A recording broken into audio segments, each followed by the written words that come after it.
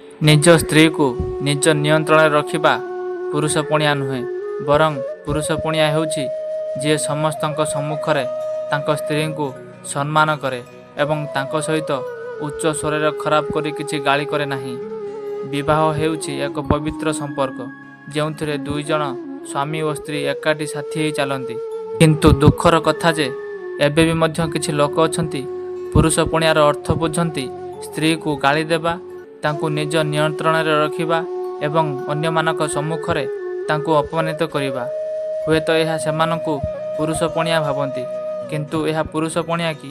ଜଣେ ପ୍ରକୃତ ପୁରୁଷ ନୁହେଁ ଯେ ତାଙ୍କ ସ୍ତ୍ରୀଙ୍କୁ ଭୟରେ ରଖନ୍ତି।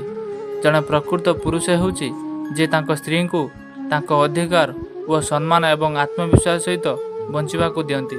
ଗୋଟିଏ ସ୍ତ୍ରୀ ଦାସୀ ନୁହେଁ, ସେ ଆପଣଙ୍କର ଜୀବନସାଥୀ। ଯେପରି ଆପଣ ଚାହାନ୍ତି ଯେ ଆପଣଙ୍କ ବାପା ମାଆଙ୍କୁ ସମ୍ମାନ ଦିଆଯାଉ, ସେହିପରି ଆପଣଙ୍କ ସ୍ତ୍ରୀଙ୍କୁ ମଧ୍ୟ ସମ୍ମାନ ଦେବା ଉଚିତ। ଆପଣ ସେ ଝିଅ ବିଷୟରେ ଥରୁଟେ ଭାବନ୍ତୁ ଯେ ତାଙ୍କ ବାପା ମା ଘରକୁ ଛାଡ଼ି ଆପଣଙ୍କ ସହିତ ଏକ ନୂତନ ସମ୍ପର୍କ ଗଢ଼ିବାକୁ ଆସିଥାଏ। ଯେତେବେଳେ ଆପଣ ତାଙ୍କ ସହିତ ଜୋରରେ କଥା ହୁଅନ୍ତି କିମ୍ବା ସମସ୍ତଙ୍କ ସମ୍ମୁଖରେ ତାଙ୍କୁ ବାଧା ଦିଅନ୍ତି, ତାଙ୍କର ଆତ୍ମା ଥରି ଉଠେ। ସେ କିଛି ନ କହି ଚୁପ୍ ହୋଇ ଯାଆନ୍ତି ଏବଂ ଲୁଚି ଲୁଚି ମନ ଦୁଃଖରେ କାନ୍ଦନ୍ତି। ଯେତେବେଳେ ଆପଣ ଆପଣଙ୍କ ସ୍ତ୍ରୀଙ୍କୁ ପ୍ରଶଂସା କରନ୍ତି ଏବଂ ସମ୍ମାନ କରନ୍ତି, ତାଙ୍କ ନିଷ୍ପତ୍ତିରେ ତାଙ୍କ ମତାମତ ନିଅନ୍ତି, ସେତେବେଳେ ଆପଣ ତାଙ୍କ ମୁହଁରେ ଖୁସି ଏବଂ ହସ ଦେଖିବାକୁ ପାଇବେ।